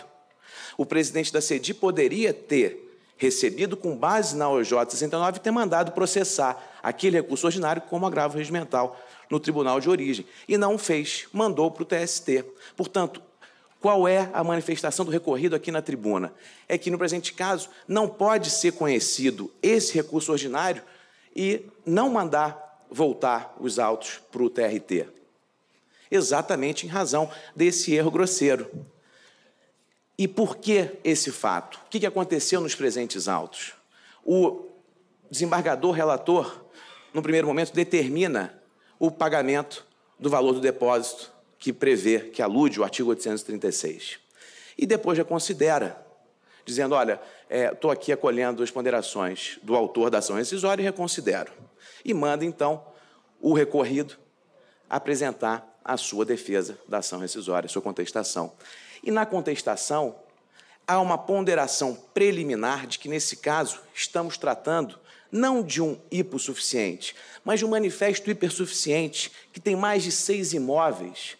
Imóvel em Nogueira, um distrito nobre de Petrópolis, imóveis comerciais no centro do Rio de Janeiro. Em 1999, há quase 20 anos atrás, ele recebia mais de R$30 mil. Recebeu da massa falida, inicialmente, valor de R$1.800.000, depois um valor adicional que importa no valor de R$2.600.000, com todos esses argumentos, senhor presidente, senhores ministros, o desembargador se sensibilizou e reflui daquele seu despacho que reconsiderou a gratuidade e mandou o autor recolher o depósito prévio. E ele não recorreu. Os autos são remetidos ao Ministério Público. O Ministério Público do Trabalho, num parecer bem fundamentado, que eu até destaquei aqui, folhas, acho que 390 do processo digitalizado, é um processo em PJE digitalizado, mas o Ministério Público, ele opina pela conversão do feito em diligência e pede que o reclamante apresente sua declaração de imposto de renda ou algum outro documento. Então, o desembargador, relator, ele acata essa manifestação do Ministério Público e determina, então, que o reclamante apresente sua declaração de imposto de renda. O reclamante não apenas não apresenta, ou seja, descumpre o comando judicial, como simplesmente faz uma mera réplica à manifestação do Ministério Público na sua manifestação. E aqui, por lealdade, como dizia, absolutamente foi pelo meu nobre colega que aqui sustentou. Tem um advogado próprio na origem. E o que acontece depois disso, senhor presidente e senhores ministros? Há o ajustamento de uma correição parcial no TST, com o mesmo fundamento. Correição liminarmente rejeitada, fulminada. E só depois disso é que o processo é extinto. Ou seja, depois da correção também houve uma nova oportunidade para ele apresentar. Foram 3 oportunidades para ele comprovar, juntar a sua declaração de imposto de renda. Se a declaração de imposto de renda tivesse sido juntada, todos iam ficar aqui realmente sem saber o que fazer. Ele não fez propositadamente, porque tem um patrimônio invejável, maior do que de muitos empresários. É por isso que há essa contumácia. E eu fiz questão de ressaltar toda essa cronologia para demonstrar que, nesse caso, há esse distinguish, há essa peculiaridade e que, por essa razão, a J69 não pode ser aplicada. O recurso não pode ser conhecido em razão do erro grosseiro, mas não deve haver esse comando de retorno para o TRT de origem, tendo em vista a reiterada manifestação do autor da ação rescisória em descumprir a ordem judicial em razão desses fatos que foram expostos. Por essa razão, senhor presidente e senhores ministros, o não conhecimento do recurso ordinário. Ministro Douglas Alencar Rodrigues, relator. Senhor presidente, senhoras e senhores ministros, acho que nós estamos antevendo o debate futuro que será travado nesta tribuna acerca do direito ou não à isenção, à dispensa do depósito prévio na presente ação rescisória. Seja como for, a nossa cognição é inviável na medida em que o recurso ordinário é incabível e nós não podemos antecipar qualquer debate em torno do direito à gratuidade ou à isenção ou não do depósito prévio, sob pena de supressão de instância e de subversão do devido processo legal. É por isso, presidente, que, além de respeitosamente refutar a pretensão do ilustre advogado do autor, na medida em que não nos é possível ampliar, aprofundar a cognição, tal como pretendido da tribuna, e, igualmente, também não atendendo o reclamo do advogado do réu, eu ratifico o voto anteriormente proferido. E o curioso é que, geralmente, as decisões judiciais agradam a 50% das partes, e nessa parece desagradar as duas. Indago se há alguma divergência. Ministro Alexandre. Não, senhor presidente. Na verdade, o autor interpôs o recurso ordinário em vez de ter interposto o agravo regimental para levar a questão à turma, a fim de que a turma pudesse apreciar a questão na sua composição plena. Turma ou sessão, não sei o que seria lá no regional. E a hipótese é exatamente da OJ 69 desta subseção, no sentido de que deve, pelo princípio da fungibilidade, ser recebido o recurso ordinário como agravo regimental. Era o que deveria ter acontecido, não, a situação não se passou desta forma e, como salientou o ministro Douglas, não tem como, sem supressão de instância, se avançar, adentrar nesse debate futuro, que certamente vai ocorrer novamente aqui no TST. Então, eu acompanho. Consulto se há alguma divergência. Não havendo, assim se decide, nos termos do voto do eminente ministro relator. Devolvo a presidência ao ilustre presidente ministro Renato de Lacerda Paiva. Então, obrigado, ministro Lely. Vamos prosseguir com o pregão. Relatora excelentíssima, senhora ministra Adelaide Miranda Arantes, processo RO 392, dígito 91 de 2011, em que são partes Maria José da Silva e José Neiva Eulálio.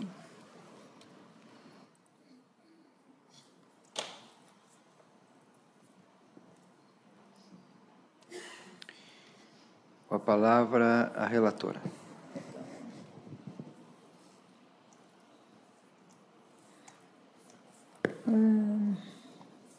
Senhor presidente, trata-se de recurso ordinário em mandado de segurança da litisconsorte passiva necessária, com uma preliminar de nulidade do acórdão recorrido por negativa de prestação jurisdicional, em que aplico o artigo 515, parágrafo 1º do Código de Processo Civil de 1973 e rejeito a preliminar.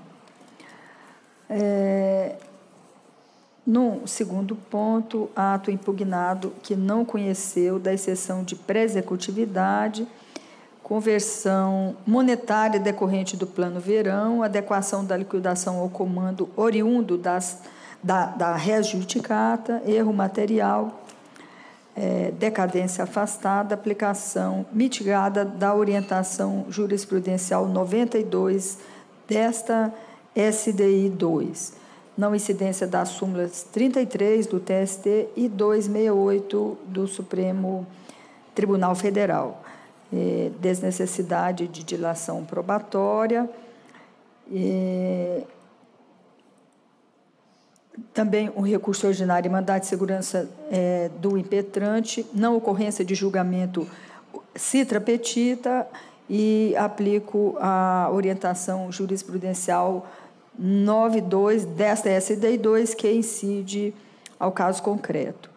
Eu conheço do recurso ordinário da litisconsorte passiva necessária, rejeito a preliminar de nulidade do acórdão do Tribunal Regional por negativa de prestação jurisdicional e, no mérito, nego-lhe provimento. E conheço do recurso ordinário do impetrante e também nego-lhe provimento no mérito. É o meu voto. Doutor Fernando, tempo regimental de 10 minutos. Com a palavra. Muito obrigado. Excelentíssima ministra relatora, excelentíssimo senhor presidente, demais integrantes da Corte e excelentíssima procuradora do Trabalho. O recorrente busca nesse recurso exercer o direito de defesa, da ampla defesa do contraditório previsto na Constituição.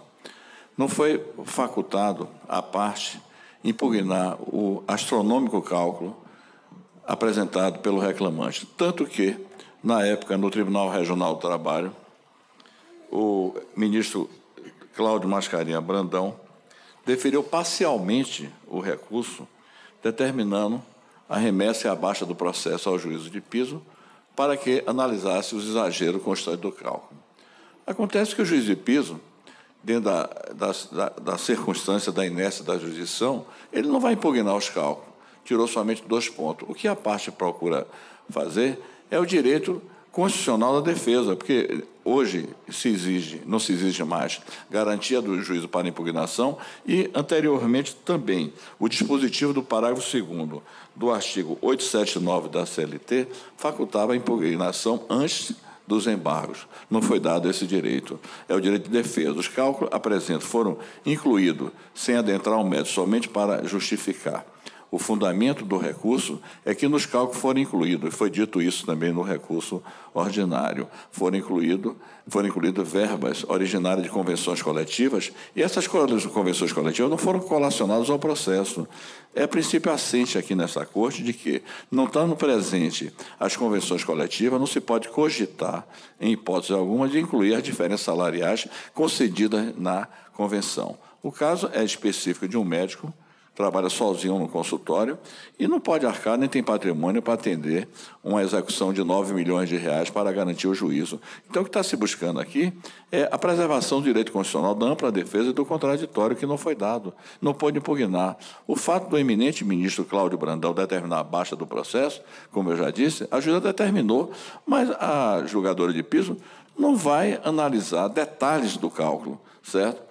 Mandou apenas para a correção no setor de cálculo da própria vara. Nesse caso, o prejuízo é latente, ou seja, não teve direito de defesa, foi postergado esse direito de defesa totalmente, e daí por quê? A razão da impetração do remédio heróico para suprir esse aspecto, ou seja, conceder à parte o direito de apresentar impugnação aos cálculos. Por essa circunstância, com a máxima vênia, discordando do voto da eminente relatora, espera o acolhimento do recurso impetrado. Muito obrigado. Ministra Adelaide, com a palavra. Senhor presidente, com a devida vênia dos argumentos que vieram da tribuna, eu proferi o meu voto, fiz uma análise bastante detalhada, o meu voto tem 39 páginas, e eu vou manter o meu voto nesses pontos, manter integralmente e não acolher os argumentos da tribuna, pedindo vênia ao ilustre advogado. Senhores ministros. Senhor presidente. Ministro Alexandre Agra. Eu só estou com uma dúvida. Me parece que essa é a mesma questão que foi discutida nesta subseção na sessão passada. Em que não se admite a impetração de mandado de segurança contra ato coator que não conhece da exceção de pré-executividade. Ou seja, que a aplicação da OJ 92 não seria mitigada. Mas o resultado proposto pela relatora no sentido de negar provimento ao recurso. Mas eu não sei, eu estou em dúvida aqui. Por que estaria sendo mitigada a OJ 92? Ministro Alexandre, posso ajudar Vossa Sim. Excelência? Eu já havia anotado aqui para pedir vista regimental neste caso, que é um caso bastante delicado, e eu gostaria de... O voto da ministra Adelaide é um voto alentado, e eu não tive oportunidade de examinar com cautela. Se Vossa Excelência não se importar, eu fico com vista. Não, pelo contrário. Está bem? Eu aguardo. Está bem. Então, após o voto da relatora, no sentido de conhecer do recurso ordinário da litisconsórcio passiva necessária, rejeitar a preliminar de unidade do acordo do Tribunal Regional por negativa de prestação adicional e no mérito negar-lhe provimento, e conhecer do recurso ordinário do impetrante no mérito negar-lhe provimento, suspenso o julgamento em razão de vista regimental do ministro Renato Lacerda Paiva, sustentou pelo recorrente, doutor Fernando Brandão Filho. Notas degravadas a todos os senhores ministros, inclusive da sustentação oral. Assim se decide. Muito obrigado. Pregão. Relator excelentíssimo, senhor ministro Alexandre Agra Belmonte, processo RO 7.506, dígito 29, de 2016, em que são partes Rumo Malha Paulista S.A. e Jefferson Alves Cotrim.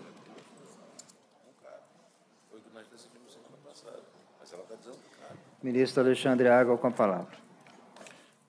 Ela não está provendo, mas tá. Desculpa, senhor presidente. Senhor presidente, trata-se de recurso ordinário em agravo regimental contra a decisão que deferiu parcialmente pedido liminar em ação cautelar.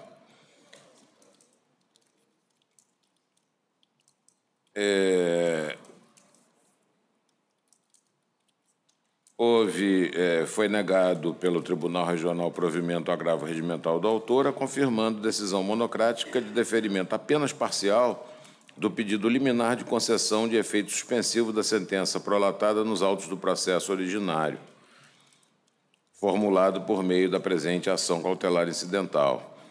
É o caso de incidência da OJ número 100 desta subseção, interpretando o alcance dos artigos 893, parágrafo 1º e 895, inciso 2 da CLT, em que se firmou o entendimento de que não cabe recurso ordinário, para o TST de decisão proferida pelo TRT, que em agravo regimental manteve decisão que indeferiu concessão de tutela de urgência em ação cautelar.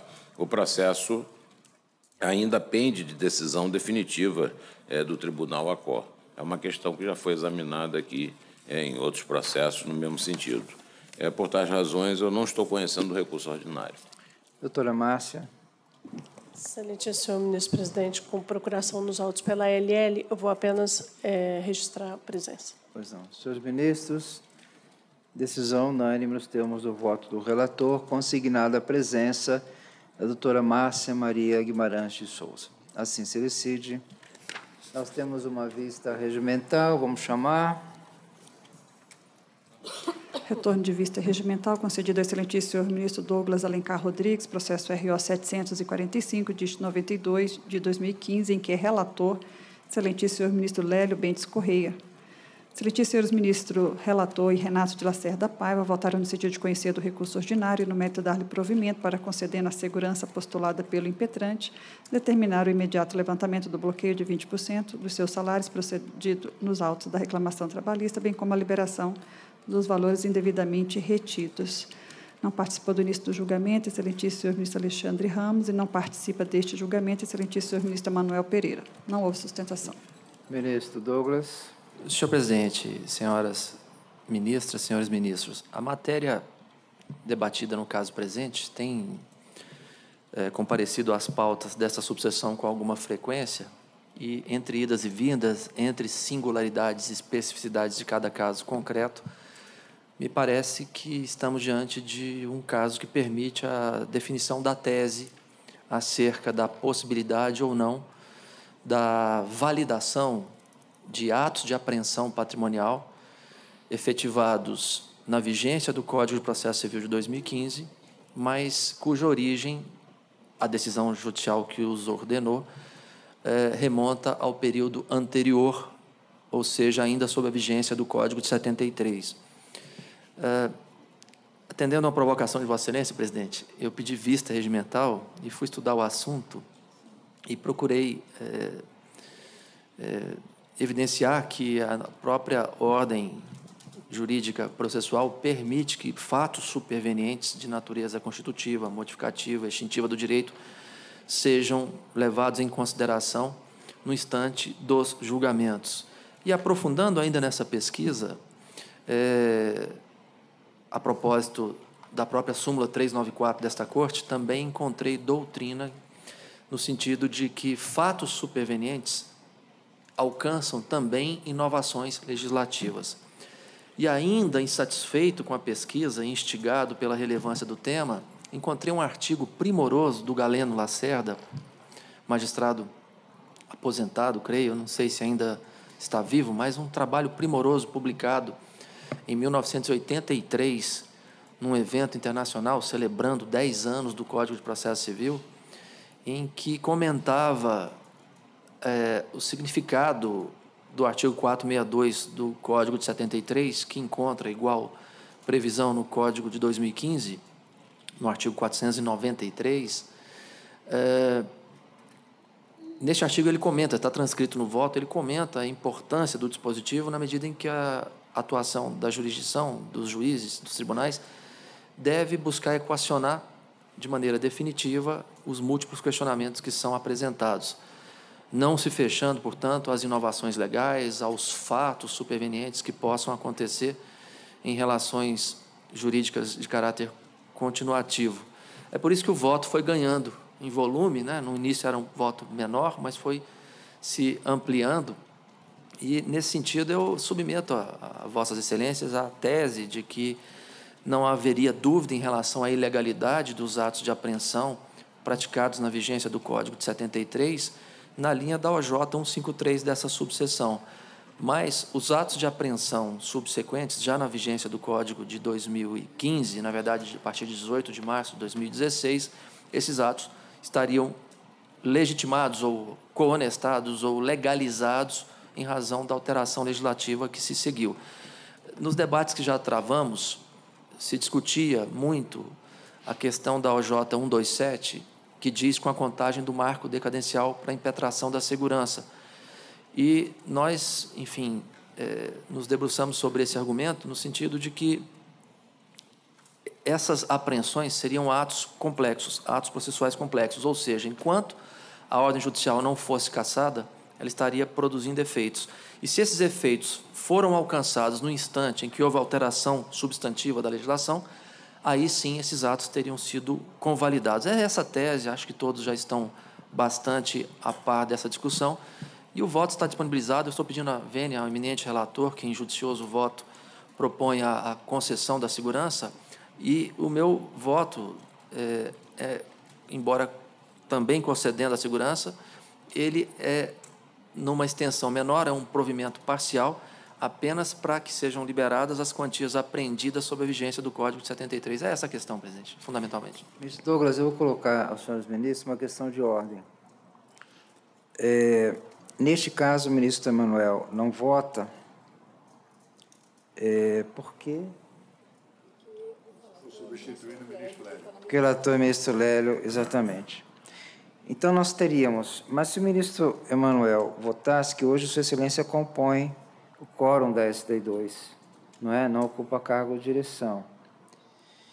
Nós teríamos ainda o ministro Brito Pereira como presidente. Eu acho que essa tese é tão importante que seria conveniente que nós debatêssemos esta tese num processo em que todos os ministros da STI2 pudessem votar. Não é?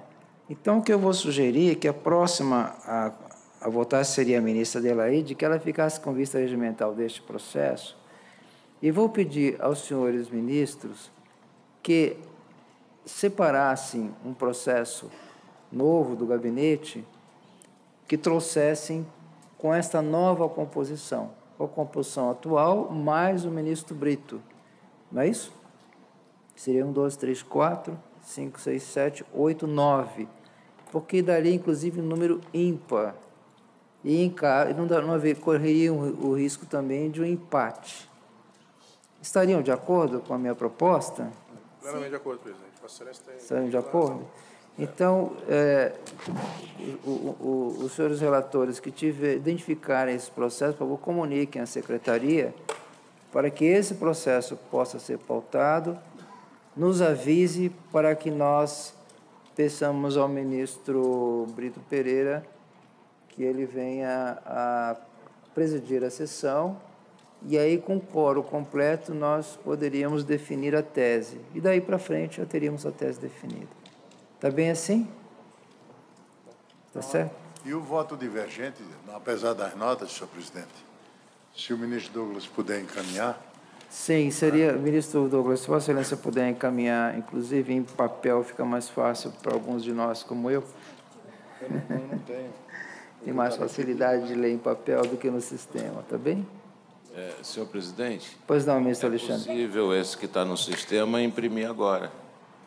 Aí o ministro Emanuel já leva. Está bem. É só o ministro Douglas imprimir. Mas eu também gostaria de ter esse... Está bem assim? Podemos definir dessa forma, não é? Então, neste caso, fica, após o voto do ministro Douglas, voto divergente do ministro Douglas, suspenso o julgamento em razão de vista regimental da ministra Adelaide Menezes. Notas degravadas a todos os senhores ministros da STI2. E não havendo mais processos em condições de julgamento, agradeço a participação de todos e declaro encerrada a sessão.